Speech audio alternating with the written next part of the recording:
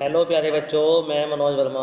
प्यारे बच्चों, आज आपकी हिंदी की पाठ्य पुस्तक कृतिका में हम पढ़ने जा रहे हैं पाठ 4 विभू काका।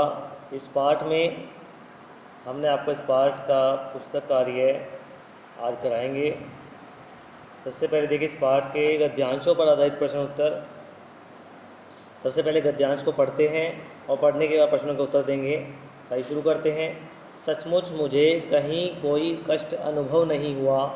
मैं आश्चर्य से काका का यह अनोखा संसार देख रहा था।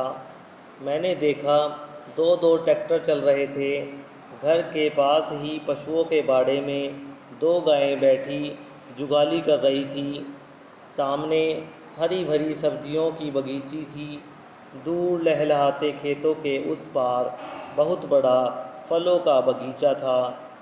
काका का यह नंदनवन मुझे बड़ा लुभावना लगा। सारे लोग अपने अपने काम में जुटे थे।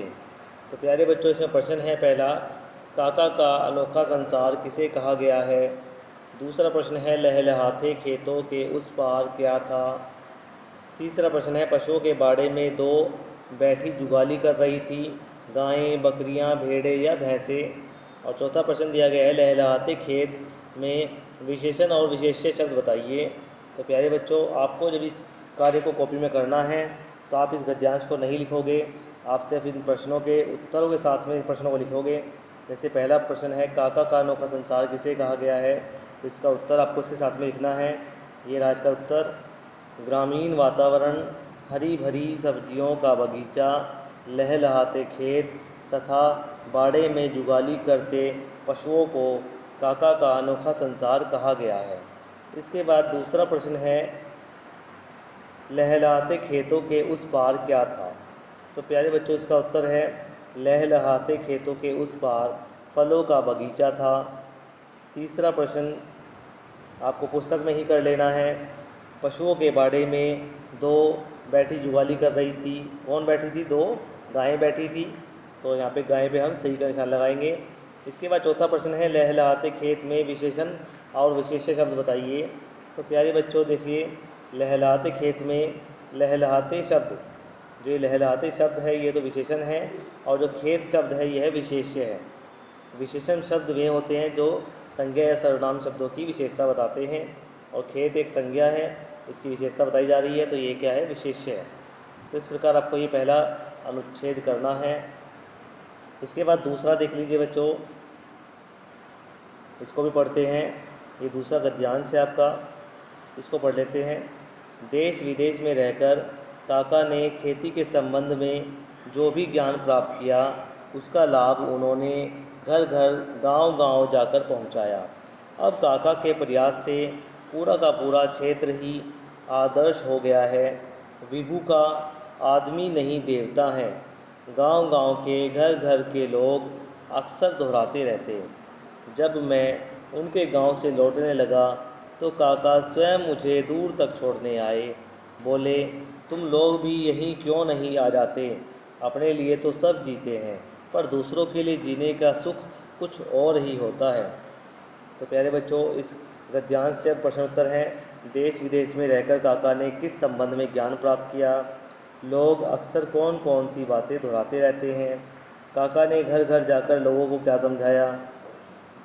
अन्न की पैदावार बढ़ाओ, बच्चों को पाठशाला भेजो, स्वच्छ रहने के लाभ या फिर ये सभी। और प्रश्न है, देवता शब्द के 3 पर्यायवाची शब्द बताइए। और उसके बाद है, जब मैं उनके गांव से लौटने लगा तो काका स्वयं मुझे दूर तक छोड़ने आए। इस वाक्य में आए सर्वनाम शब्दों को लिखिए। अब देखिए, पहला प्रश्न का उत्तर लिख लेते हैं, देश विदेश में रहकर काका ने किस संबंध में ज्ञान प्राप्त किया। इस प्रश्न के साथ इसका उत्तर आप लिखेंगे सब बच्चे। ये रहा इसका उत्तर, देश विदेश में रहकर काका ने खेती के संबंध में ज्ञान प्राप्त किया। दूसरा प्रश्न है, लोग अक्सर कौन कौन सी बातें दोहराते रहते हैं। तो इसका उत्तर लिखेंगे, लोग अक्सर यह बात दोहराते रहते हैं कि विशेष्य विभू काका आदमी नहीं देवता है। इसके बाद तीसरा प्रश्न,